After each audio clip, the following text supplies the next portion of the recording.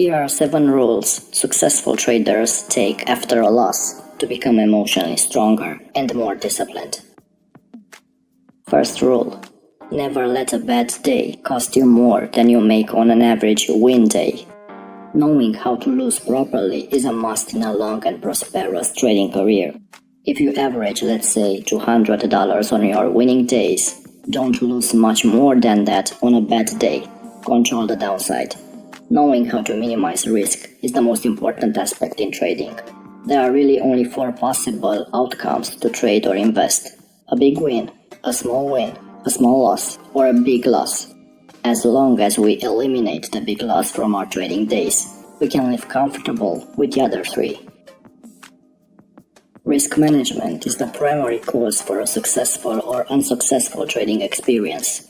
A sound risk management can yield a steady increase of profits, while a poor risk management can wipe out an account in a very short period. If you follow the 1% risk per trade rule, a precise stop-loss level presets that 1% value, and you'd know beforehand the amount you risk losing should your trade turns negatively. And this goes hand in hand with the second rule. Know your stop-loss level before you ever get into the trade.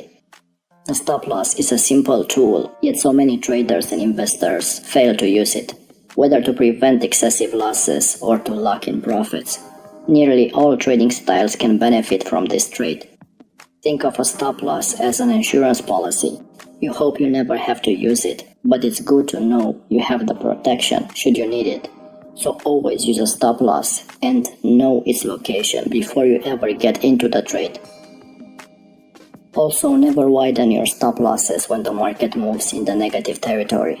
Know that regardless of what happens, there is another trade around the corner.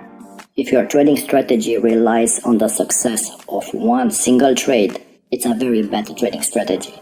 Remember that trading success is the accumulation of many successfully managed both winning trades and losing trades.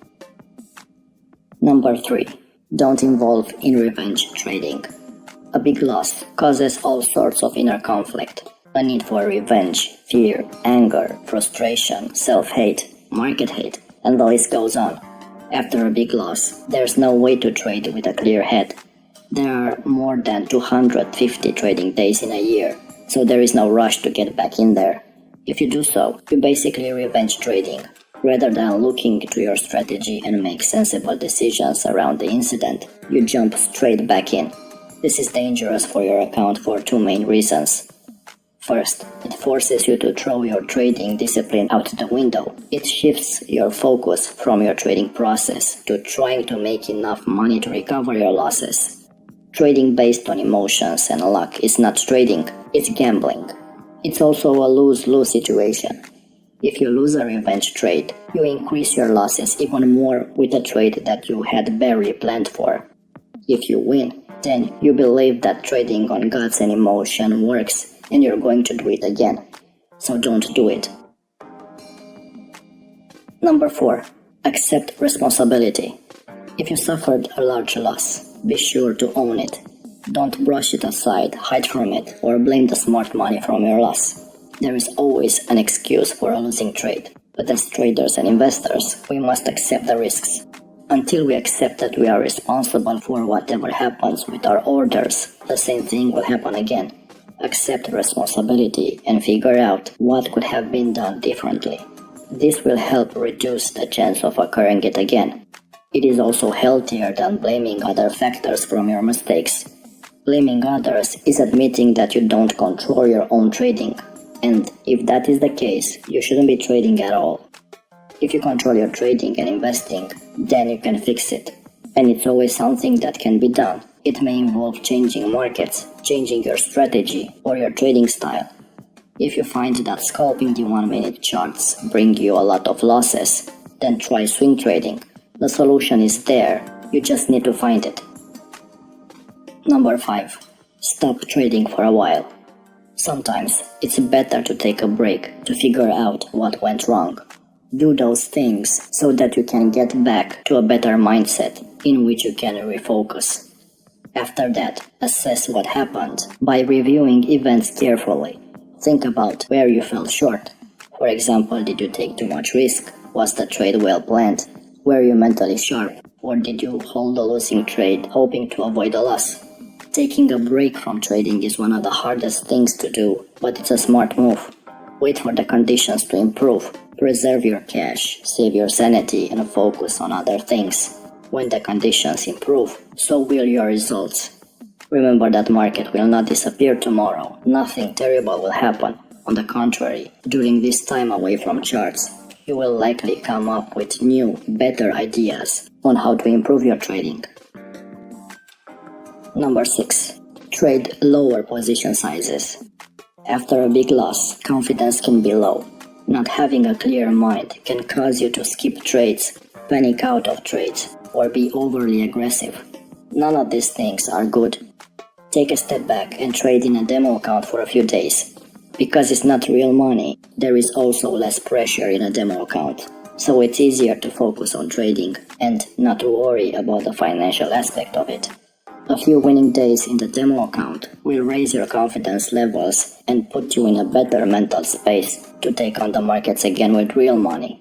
So after a losing streak, start small. Don't jump right back to the same position size you are trading before the loss. In the first days back, trade small position sizes. A winning day with a small position size will help build confidence, and you can slightly increase your position size as the account balance goes up. If you have a losing day, losing on small position sizes is easier to handle than another losing day on full position sizes. Even if you win a few days in a row, increase your position size incrementally, so it takes about a while to get back to your full position size. I know that after you have traded bigger position sizes, it's annoying to start back with a small position size, but it's for the best.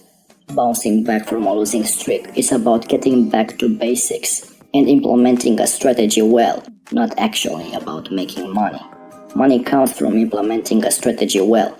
Demo trading and trading small position sizes gets you refocused on what's important, so you can start building your confidence again.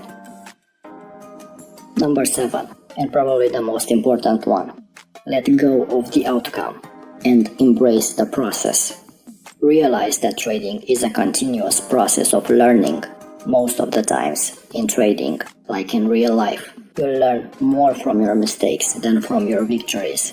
Losing money should motivate you to look closer at your actions, read more, better educate yourself, become more disciplined in your execution, and so on. Next time, you will have a better idea of what happened and where you went wrong, and can open up room for improvement and start stacking the odds in your favor. As cliché as it sounds, putting your focus out of making money and into enjoying the process will keep you on the right track, and you are more likely to end up in profit.